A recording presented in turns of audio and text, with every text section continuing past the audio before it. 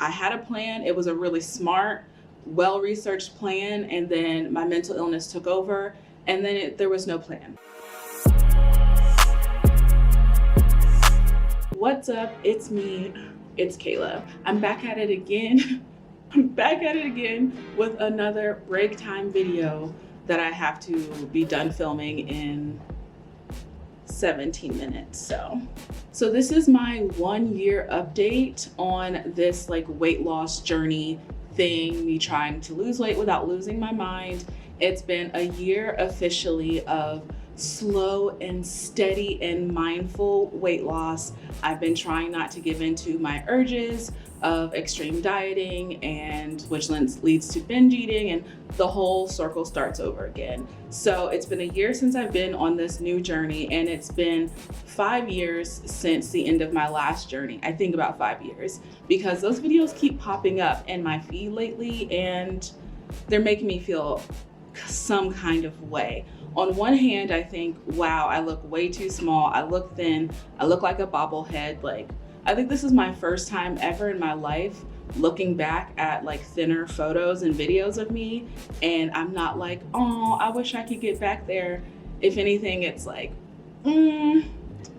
yeah, I can tell that I was struggling with an eating disorder. Okay, I'm filming this obviously 8 days later. So this last weigh-in is the same day that I weighed in from last year when I first started, the day after my birthday. Yes, it was my birthday. I haven't weighed in since then because I started my period right after, and I'm not really trying to see that. I know what my weight is today actually, but yeah, I'm not gonna taint my happy scale with my period slash birthday slash I had a bottle of whiskey sitting around, and we ordered Popeyes, and I had a cake, and I got fucking schmammered, and we went to Mexican, and we, what else? We had burgers, we had a bag of dicks. I say all that to say, that's why this last weigh-in is 8 days ago, because I feel like I deserve this time off from weighing myself and putting it on this calendar. So I weighed in at 259.2. That means I gained 0.1 pounds in 7 days. That's 1.9 pounds lost in 30 days, 2.2 lost in 90 days, and that is 29.2 pounds lost all time. So in a year, I've lost 29.2 pounds. Like, it could have been 30 pounds. Can't give me nothing. I can't get whatever. So in 1 year, I lost what I usually would lose the first month of dieting, the first 6 weeks of dieting. The way I normally do it is I go like super low carb. I may do some fasting, may do some PSMF. I never fucking work out. I just sit around and like half starve because that's kind of what I'm good at. And then I lose 30 pounds in a month. And yes, that's fun and it feels good and like it's motivational, but I can only do that so many more times. So that is why I went on this journey, and I'm proud of it. Whatever, I'm proud of the 29 pounds down, because normally I just gain weight over time. So the fact that I've lost weight over time, cool. So if we look at my weight chart, we can click a year, because it's been a year. Look at that.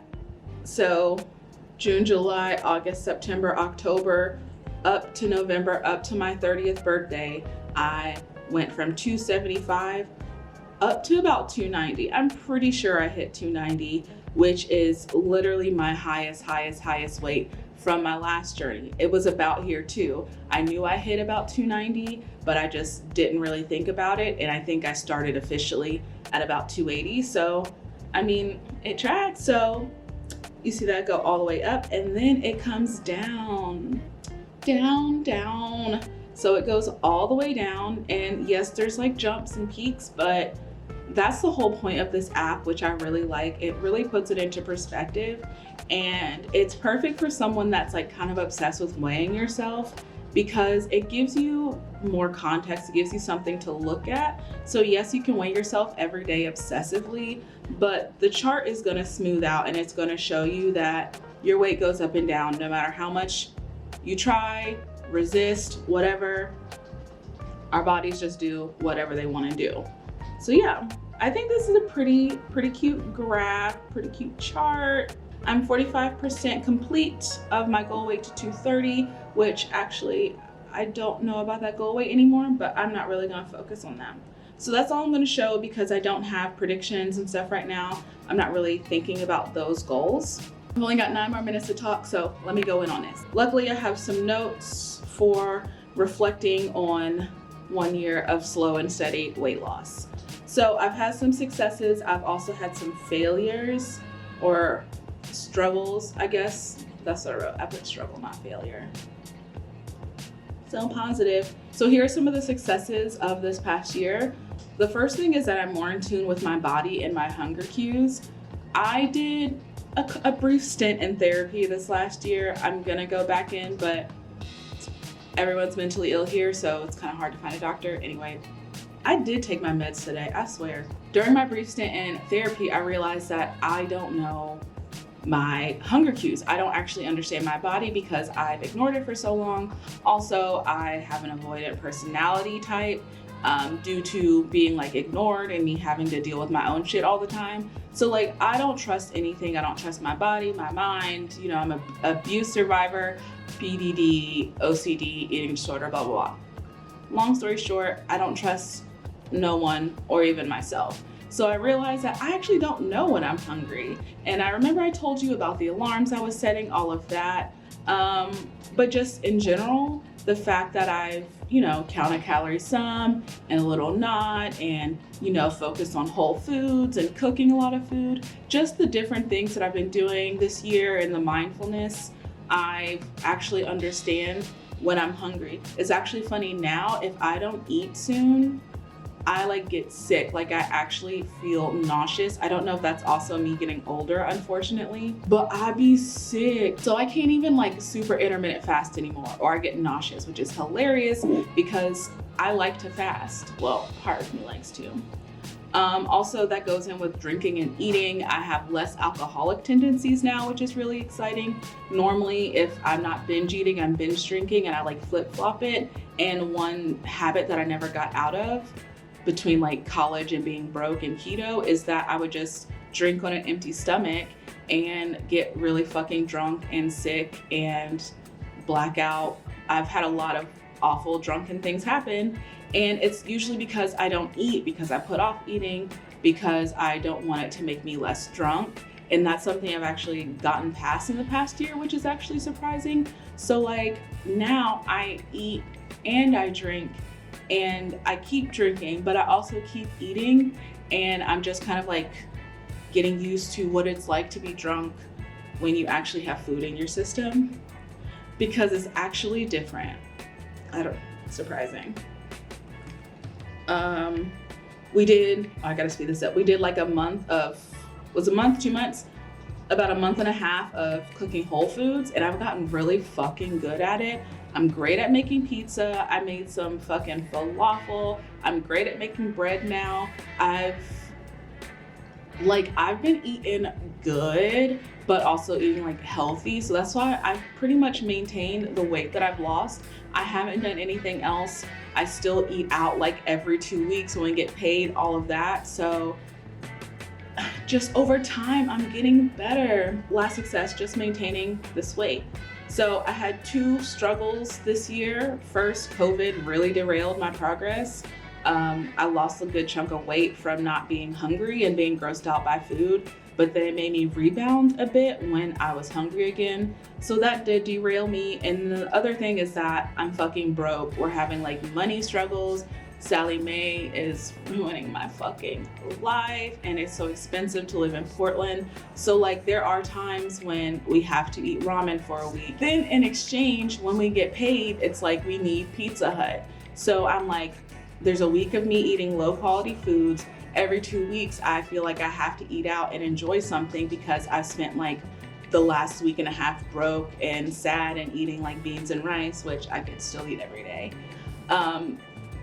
So those 2 things have been like really hard to navigate through. So I'm actually, I guess I should be more proud of myself that I got through those, because that's really annoying. Like COVID was really rough. That recovery took a long ass time. I still kind of feel like there might be some COVID stuff going on in my body. I am a little bit of a hypochondriac, but I do feel different. And then the being broke thing it's really hard because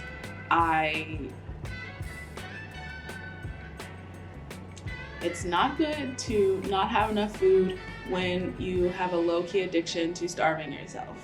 So I've got 4 minutes, so I'm gonna run through the rest of this. So one thing, I think that going slow really helped me break through my patterns. Like the fact that there were so many times when I told you, I want to diet, I want to fast, I want to hardcore, I want to do it. And the amount of times that I was able to stop myself, I think really made it so much easier. So the fact that I broke through a lot of my bad habits this year, I definitely think that I broke the curse by losing weight as slow as possible to kind of rewire my brain to like, this is not how you want to do it. It doesn't help. And looking back on those videos, like I didn't look good. And I just remember how I felt at my lowest weight when I was ketoing and all that shit. And I just didn't feel good. I never followed my plan. My plan was to do keto, maybe do some PSMF, and then transition to a Mediterranean diet and just, you know, kind of indulge here and there, but really stick to a healthy eating plan. And I never did.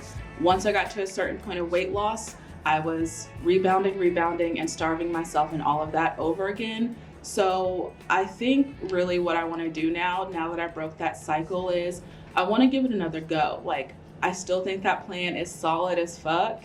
And there are so many parts of keto and stuff like that that help me out. But I just did not do it right last time. I had a plan. It was a really smart, well-researched plan. And then my mental illness took over. And then there was no plan. There was no plan. There was no coming off of anything. So yeah, reflecting on 1 year of slow and steady weight loss, it drove me crazy a lot of times, but I do feel very successful about it. And now I'm ready to do it a little bit faster because I do want to see results. I need that to motivate myself. Also, I realize I think YouTube helped me be more accountable, and I do notice the difference in when I'm doing this and I'm posting more frequently and when I'm alone doing it. And I really want to come back together and have a successful second half of this weight loss journey and to be able to share it with you and just to get back on my bullshit, but like my healthy bullshit, you know? So that's all for this video. I'm gonna go back to work, blah, blah, blah, blah, blah, in the comments below. I don't know, subscribe.